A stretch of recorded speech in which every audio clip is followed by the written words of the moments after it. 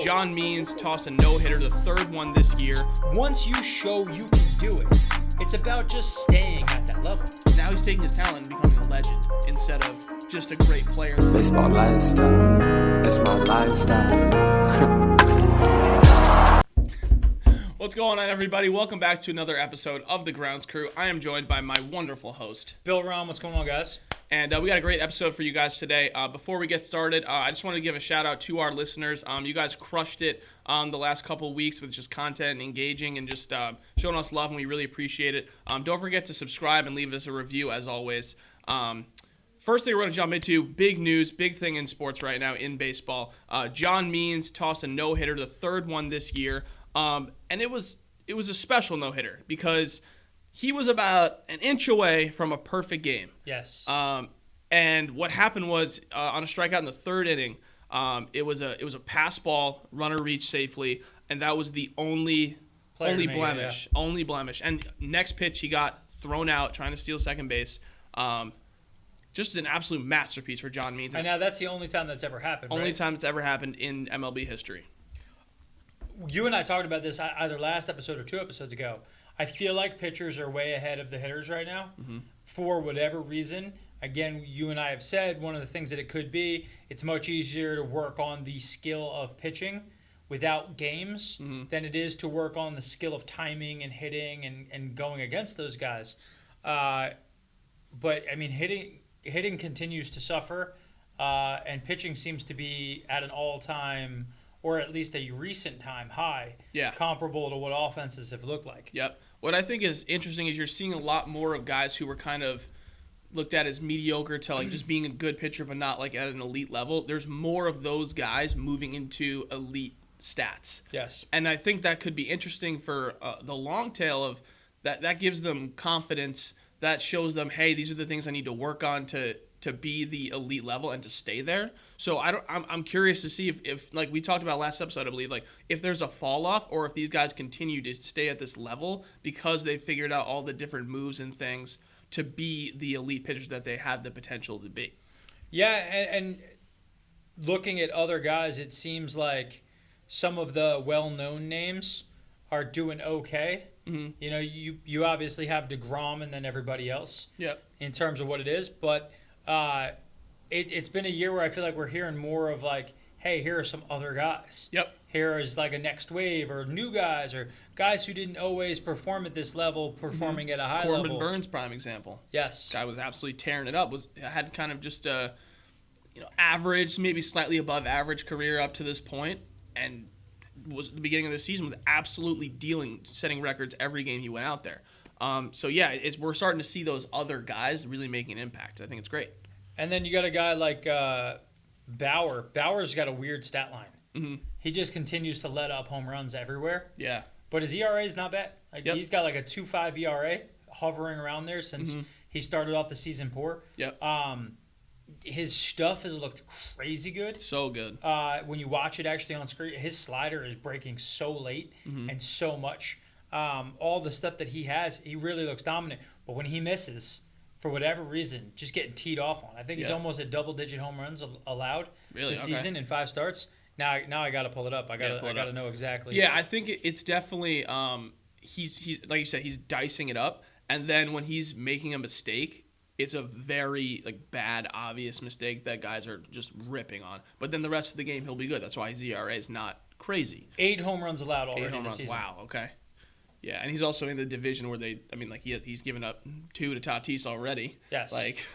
It's that division that you're just going to get hammered. He only has 1 game money. He's only got 1 game this season that he didn't allow a home run. And how many starts? In 7 starts so far. Wow. Okay. So in 7 starts. What are his Ks like this year? He is sitting at 58 Ks and 44 innings pitched. Wow. Yeah. So he's up there in the league probably. He's probably top 5. Again, his stuff has been nasty. I don't understand the home runs. But, again, I think it's we talk about it. So many guys are so good at what their spin rate is and what this is and all this other stuff. And to have those guys all so well aware, I feel like pitchers don't care about some of the stuff anymore. Yeah. Because they're like, hitters are going to hit. Mm-hmm. I threw a great pitch. He did it. Doesn't matter. My stuff is going to play the rest of the game. Yep. So confidence is staying up, even if the guy hits something here or there. It doesn't matter. Yep. So guys are still mowing people down later in the inning. Like even in Means, his perfect game. Typically, I feel like you don't see a ton of strikeouts when a guy starts working through something like that, unless he's just like utterly dominant. It's like two ways. Guy barely strikes out anybody. Defense plays on their head. Guys are having to make plays all over the place. Or you got like a 20 strikeout. Like the guy he had 12. Yeah. Right? Which means is very 15 solid. guys in some capacity put the ball in play. Defense stood up. But like 12 strikeouts still a lot. Yep, absolutely. And his stuff has only been playing up, and I think something that was because I watched all like the outs throughout the game. A lot of soft contact. Yeah.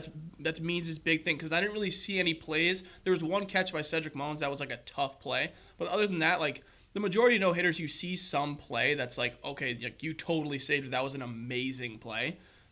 I don't really feel like there was one. I think there was just great defense the entire way through, and not crazy barrels, nothing that would have like almost taken it away. Just a great job all around by the Orioles, and honestly, the Orioles have just surprised me in general of being like a pretty solid team.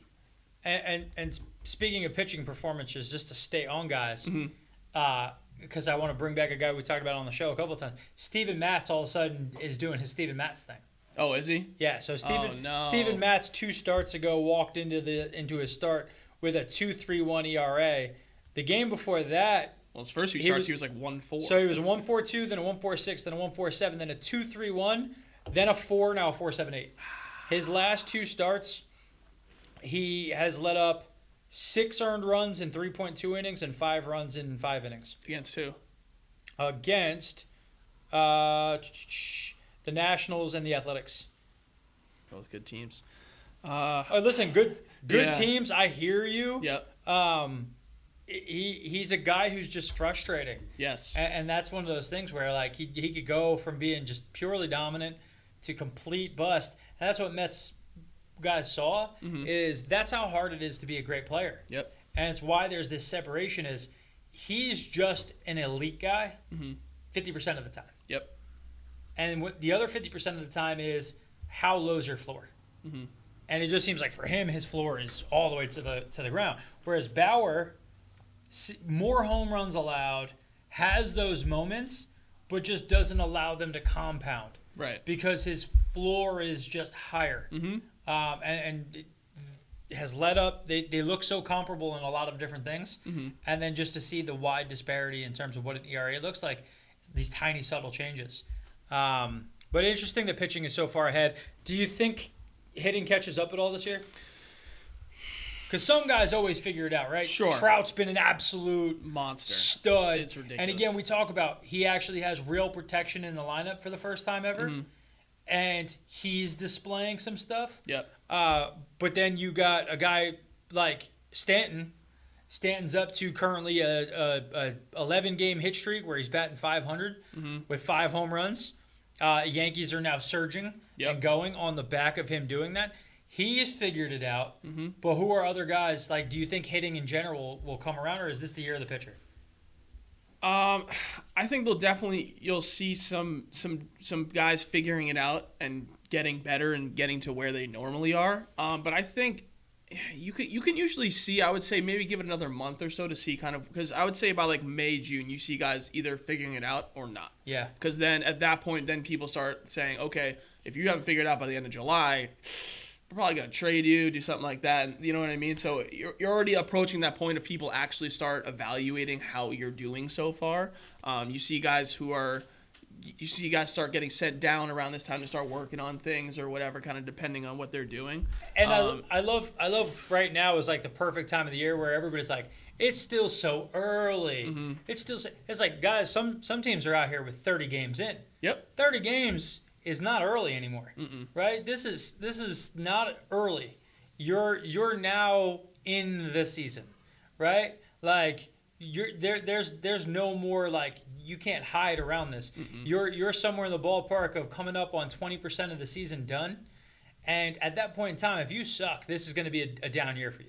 Like a guy like Lindor, he could go on a hot streak where he hits 300 the rest of the year, and he's going to finish with like a 268 batting average. Yep. So like he has to be That's the prime example of that. elite the rest of the way, or he's just to get to okay. Yep. It's not early anymore. And that's what I'm saying is at this point in time, my trend that I'm seeing is that pitching is dominating.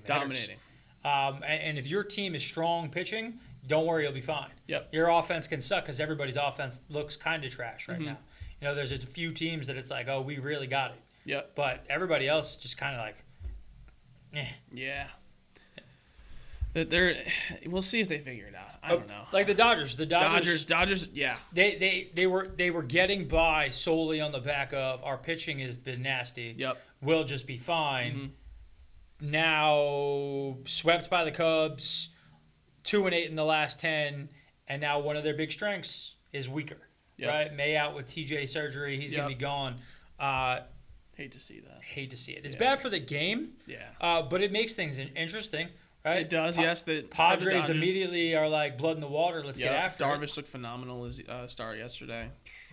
So like I'm here for the Dodgers to not be invincible because we talked about it earlier in this season on this podcast that anything can happen and there's paper and who's the best on paper and what's going on. Like I can tell you who the paper champions can be, but then the season will start and variables and all of a sudden change. the Giants are in first place. And all of a sudden the Giants are in first place and nobody was ready for that. Yep. And nobody had an idea. We're gonna find out. We are going to find out. Speaking of interesting stat lines, Shohei Ohtani's most recent start. The most interesting man in baseball. Yeah. Yep. 5 innings pitched, 5 hits, no earned runs, 6 walks, 7 Ks. So this looks like his start not too long ago where he had a very, very similar stat line. I think in that start he had 5 walks and he had 9 strikeouts. Yeah. He, for what, and in 5 innings pitched, he's effectively wild right now. But yeah, I mean, he just seems so like a conundrum because I can't figure out what is going on. Yep. Because one of the stats that you pulled up is he's first in the MLB in barreled balls per plate appearance, which means that he's getting good wood on a ball more than anybody else. Yep. But his batting average is only a 264. But he also has some of the best exit velo in baseball. Yep. So has he actually, for as good as his numbers look offensively, he's been unlucky. Because you're barreling balls fast, but they're not landing. Yep. Well, why? Well, some of that I think has to do with, and we've talked about this outside of here, a guy like him who's such a good hitter in terms of being able to barrel a ball is actually a detriment to himself because he sees a ball 2 inches out of a strike zone that he probably shouldn't swing at, but he knows he can still barrel it, so he does. But because of where it is, he doesn't get the loft, the things, the stuff that then equates to hits. Right. So does he need to be more patient, stop chasing the stuff, and allow his natural ability to do it? And my long time, one of my favorite players who was like a highly underrated guy, he's my Frank Ntilikina of baseball, where I just feel like the talent is way better than fans want to admit, was Wilmer Flores. Oh, Wilmer. So Wilmer was a guy who always had a great barrel the ball ability. Yep. However, he was swinging it too much stuff. So you'd barrel a lot of balls, but then the numbers didn't look great. So last year, Wilmer had a 830 OPS and hit 12 home runs in limited time for the San Francisco Giants. Now this year, he's not doing great. He's not barreling up as much. But his last 2 years are 800 plus OPS. You start looking at his career, he's a dude who, when he plays, he hits home runs, barrels balls up, has a solid batting average. That guy would be better if he found patience. Yep. Ohtani has it on both sides of the ball. He not only is so nasty at barreling up a ball that he swings it too much, he's also so his shit is so crazy good that he can walk 5 guys, 6 guys, and let up 5 hits and allow no earned runs because no one is hitting the ball well. Yep. Like, it's like, we kind of got to hit. They just can't get in rhythm. And you also have on the flip side, like, oh, he finds it. Well, his stuff's absolutely ridiculous. Yeah, I mean, I really think, like, I'd love to see him get to a point that he has, like, a stupid stat line, like where he plays in the game, hits 2 home runs, and strikes out, like, 15 guys. Like, that's in him right now. Yep. And the more you watch him, the crazier he starts to become. You just don't have stats to watch him. Yep. Like you can't look at the game and say, I know how baseball works. No. Did you see the play he made last night? Yeah, that was nuts. That was nuts. And he was like, oh, I'm sorry. Dude absolutely rockets the ball. He just flips it up in the air, then catches it bare hand with his other hand. Yeah. And the guy's jogging down. I don't need to touch you. I caught it, actually. I'm sorry. Like, what? And this, what's his name? One of my poor kid who passed away from the Marlins years ago. Jose Fernandez. That shot that with Tulowitzki. Tulowitzki absolutely rifles a ball Yep. that no one should be able to whoosh, boom, just his reflexes. And that's when you knew, like, the dude is his underlying system, whatever computer is operating his system, is faster than everybody else's. Yep. He's got the drive that Dennis wants on our computer. Like, this thing can hum. Yep. That's Ohtani right now. Yep. Like, the game just for him, he's just like, freakish thing, no problem. I'll just do it every single game. Yep. And he gets the blister on his finger because he's like, he's throwing too hard, and his body's like, your skin can't handle the rotation. Yeah. Also, you swing a bat as hard as anybody in the league at the same time. It's just absolutely stunning watching him play. And yeah, like, that's just a crazy ass stat line.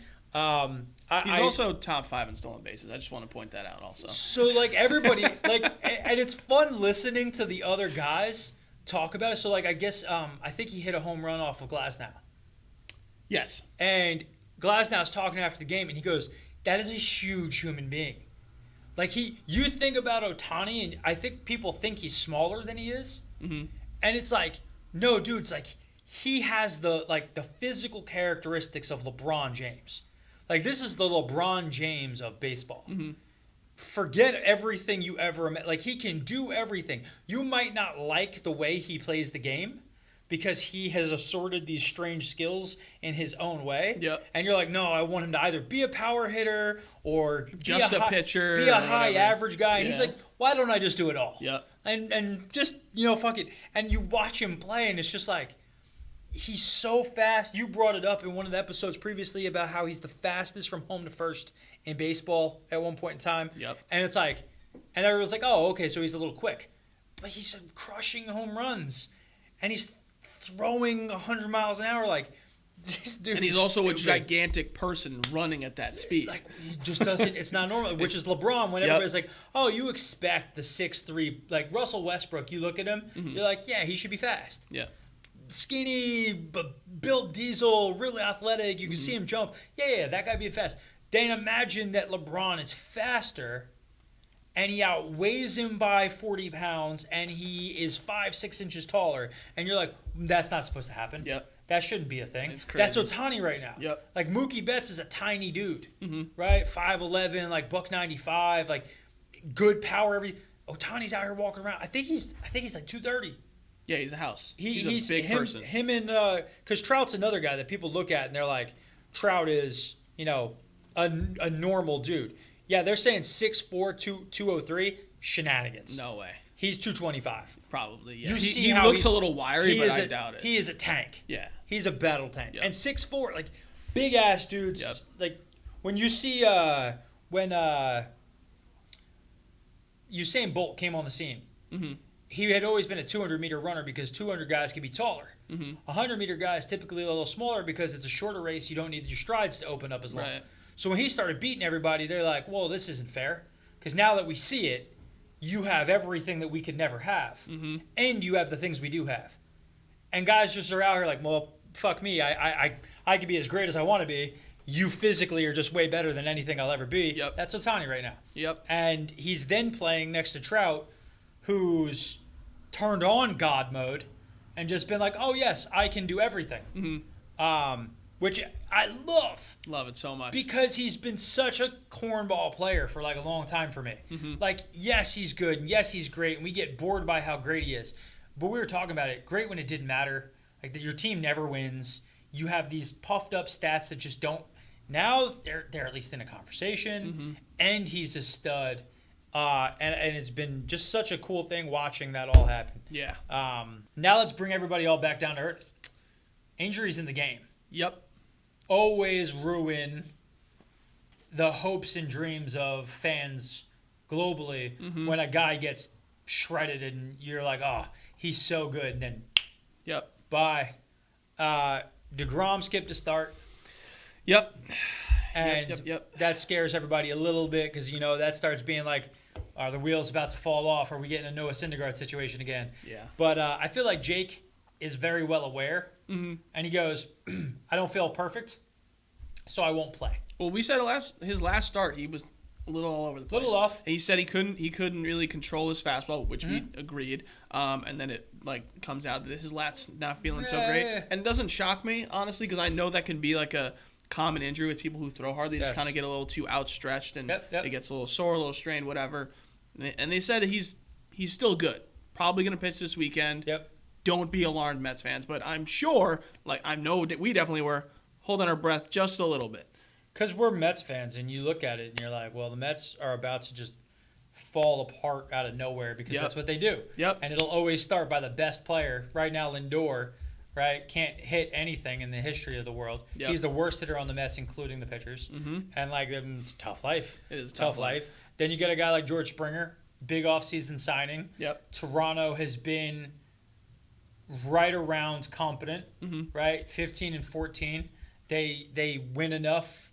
They lose enough to not get anybody crazy, but they're winning enough in a tough division, which is going to looking more and more like it itself is going to be a bloodbath. Yep. Because you have four teams who definitely can play. And Springer was hurt in spring training. Yep. He finally comes back, starts hitting well, immediately gets hurt again, same injury. And he's on 10-day IL right now, but they're not sure what his actual timeline is. They're just starting with this. So one of the things that players will typically tell you is that playing on turf wears them out faster than playing on grass. Okay.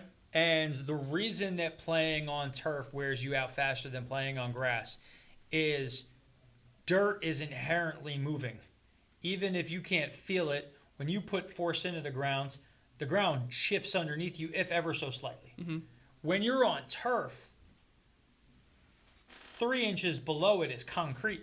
Right? Because they want the floor to last. They're not out. They got drainage systems. They want this to just always be playable, always be good. The problem with that is that hurts you. So you have a situation where I feel like in Toronto, him playing maybe on turf, he's going to get broken down more.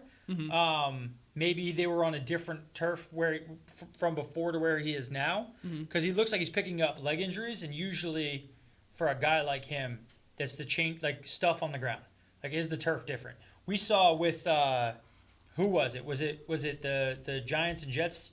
Anybody who played them were tearing their ACLs. It was the Jets, yeah, that's right. So people don't know how bad it changes when the turf is different. And it does. It can be. You could be Florida to Texas. It could be up in Canada. It doesn't matter. If the turf anywhere is different from what you're used to playing on, it can wear down the body. Yeah. And these are the nagging injuries that then start to show up because he's getting strains. That's an odd thing to continuously get that. That it just doesn't go away. Hammy. Right, hammy can typically happen when a guy starts to get overly fatigued. Hamstring's doing too much when you run. Right. Quad continuously restraining, that to me is too much impact. Well, do you think it also comes down to him wanting to get back faster and maybe not being 100% yet? Because he only played 4 games and then was hurt again.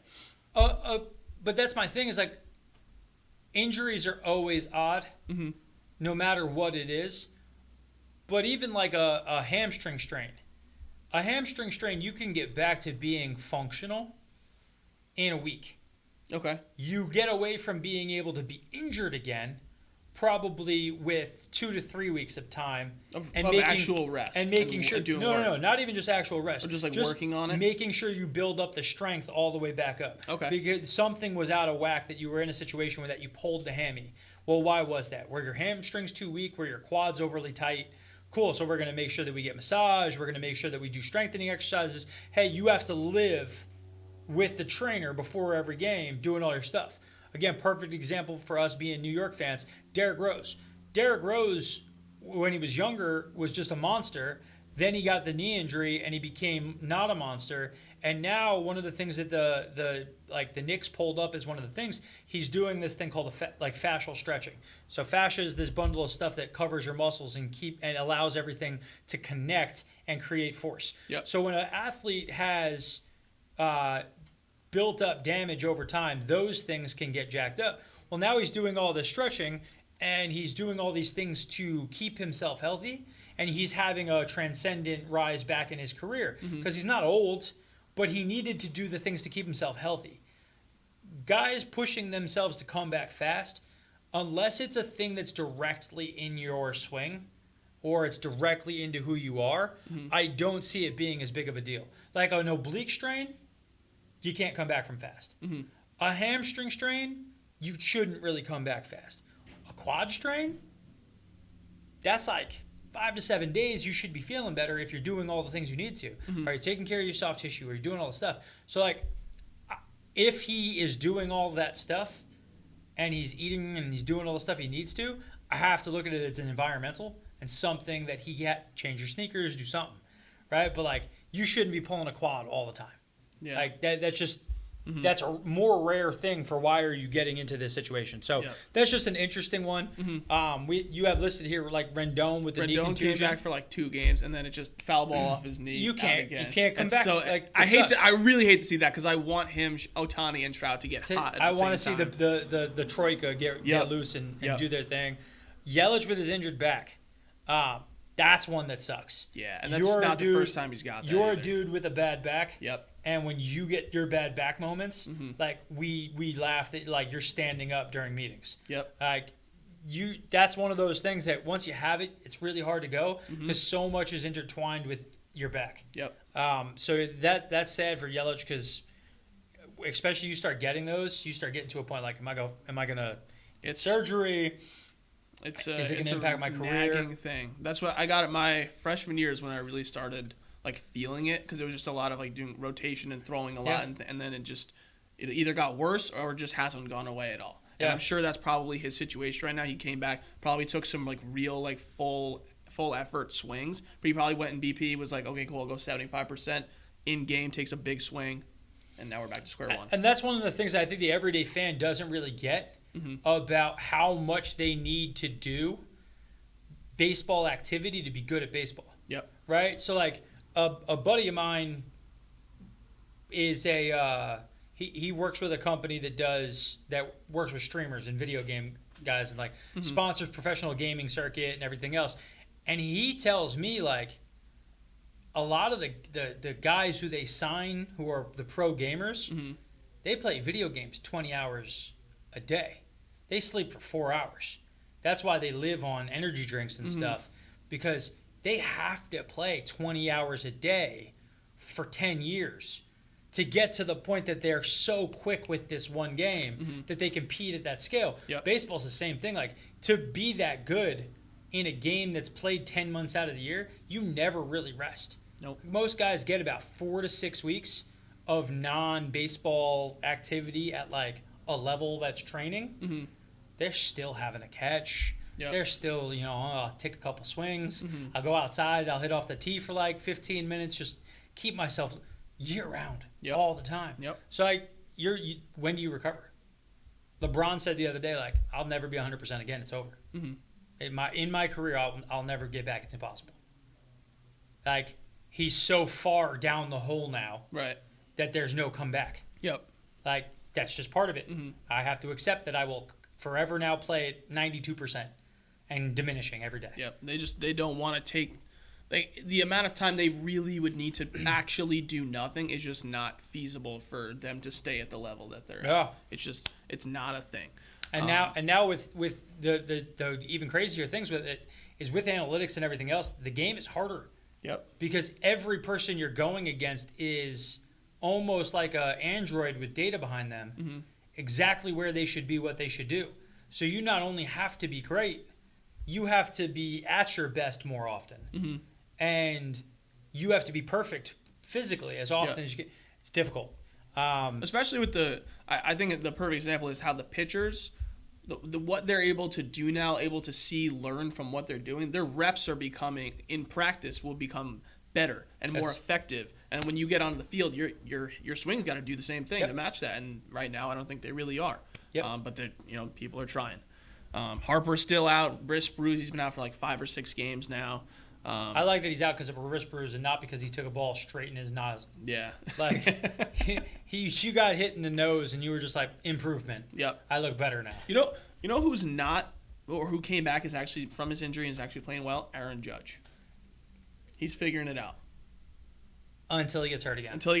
Yes. Yeah. So let me ask you this, because we were talking with Afani about Aaron Judge as a human being and how massive and crazy he is. Yeah. I know for a fact, because I've seen his videos and things, that he moves weight around like it's nothing. He's a big dude. Do you think he should totally alter his training and go for like the Tom Brady method? Yeah. There's a point in an athlete, the things that you do to get to the show, whatever your show is, are unimaginably difficult and ever compounding on top of themselves. Yeah. To draw out to the surface your potential. Right. But once you've gotten there, you shouldn't be chasing the incline of performance anymore. By chasing better physical prowess. You should instead allow whatever physical ability I'm trying to put this, like, Derek Jeter at the end of his career was the worst version of Derek Jeter he had ever been, right? Yeah. His last 5 years, he was a worse athlete than his first 5 years. But you can find seasons that probably line up almost identically in terms of performance. Why?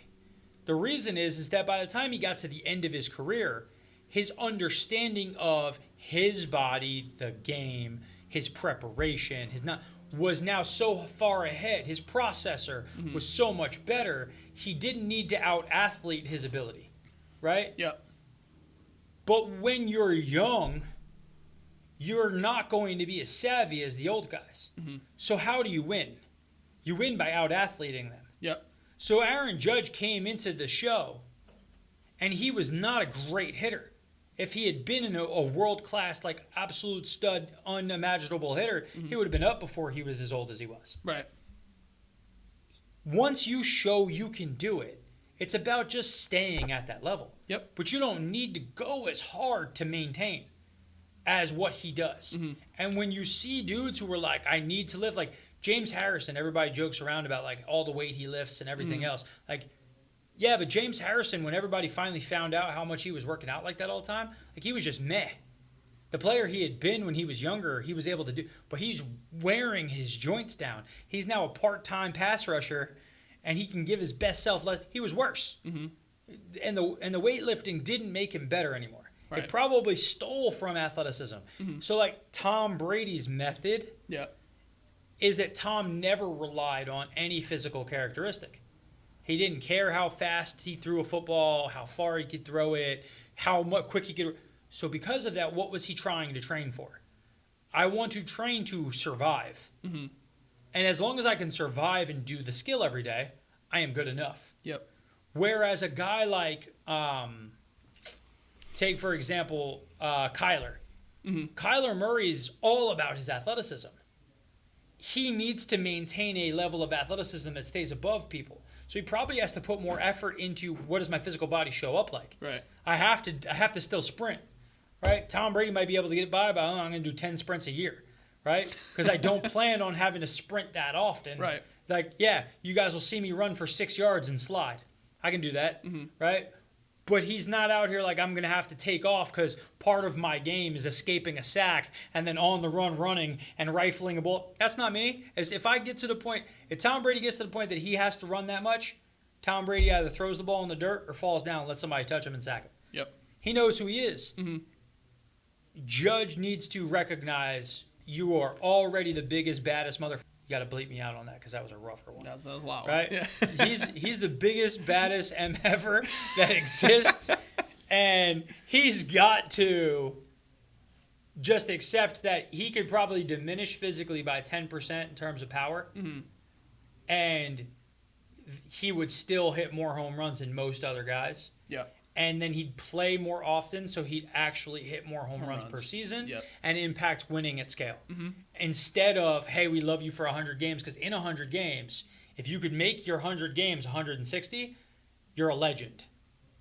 But he hasn't figured out that like he just needs to back that shit down. Yeah, I think it's almost like a systematic idea of, oh, you're a young player, you're going to grind your face off, or do crazy stuff in the offseason and get to this, whatever your talent is, but there are some guys like a Judge and Ohtani that are just innately phenomenal. Trout, who don't really have, who probably shouldn't do all of that stuff and recognize that their talent is above everyone's already. So just bring that skill to it. Like we're talking about Ohtani. He's already thrown 100. He already hits bombs. If he got a little better eye at the plate, if he cut his walks down, now he's taking his talent and becoming a legend instead of just a great player that gets hurt or isn't as effective as he could be, isn't hitting his potential in that aspect. The point is you're strong enough. Yep. You're explosive Now enough. become better at your skill. Yeah. Now just focus on how do I play enough that I get to show that every day. Yep. And listen, we'll find out when he gets traded to potentially the Angels. Yes. Oh, you know what? One thing we did not cover. Sticking with the Yankees for a second. Shoot. Give it to me. Best part. Oh, my God. Best part. What are you bringing up? Bringing up Astros. Oh. So the Yankees. Oh, my God. Yankees had the Astros in town. Asshole. Just one straight bleep right Yeah, here. you guys can Sorry. bleep that all out for me. Sorry, guys. If you guys haven't watched, it's at least PG-13, if not rated R. Depending on what section you were sitting in. Yeah, Yankees fans got after the Astros. After it. And I absolutely loved it. I think a lot of us talked about it. Like, what the question was, the Astros did not get roasted at all last year. Yes. Because there was no fans. Yes. So the question was, are people going to forget about it? Are we going to move on? Never. The answer, especially for the Yankee fans, is no. Hashtag never forget. Hashtag never forget. Because in 2017, not only did Aaron Judge get screwed out of the MVP for Jose Altuve, but the Astros won the World Series that year. And I believe they beat the Yankees, if I'm not mistaken, in the ALDS, I want to say. Or ALCS, I forget. The Yankees fans were furious, and they let everybody have it. I saw a quote from Dusty Baker, like, basically saying, can you guys please tone it down? Our players want to cry the entire game. And I think that only fires New Yorkers Everybody up more. up. Because New Yorkers are a bunch of dirtbags when it comes to ripping into people at sporting events. And I listen, I love the whole thing, and there's even better chance that they started getting into. And dude, they got to suck it up. Yeah. You knew that this was coming. You knew this was going to be a thing. Mm-hmm. You're never going to live it down. And they're not going to take away your World Series. They're not going to take anything else. But for the rest of each of the guys who was a main contributor to that, for the rest of your career, this will be a thing. Yep. And there's nothing that you could do about it. I think that it's worse for the players than for the managers. Mm-hmm. So, Cora, nobody's going to chant at him and give, players were the ones on the field getting the advantage. Mm-hmm. And that's not only it's that you physically beat the other people. And at that time, it was the player's idea also. It was apparently orchestrated mainly by Carlos Beltran, who was a player on the team at the time. And that's why I think Carlos, as a manager, is not a manager anymore because of that situation. Yep. I mean, I love it. I hope they continue to get shredded for the rest of their careers. Mm-hmm. But if the players are studs, then the players are studs, and I don't care that they cheated at the end of the day.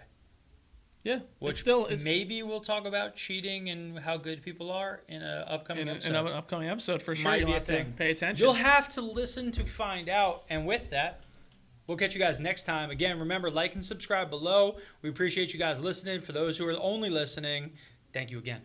See you later. Baseball lifestyle, it's my lifestyle.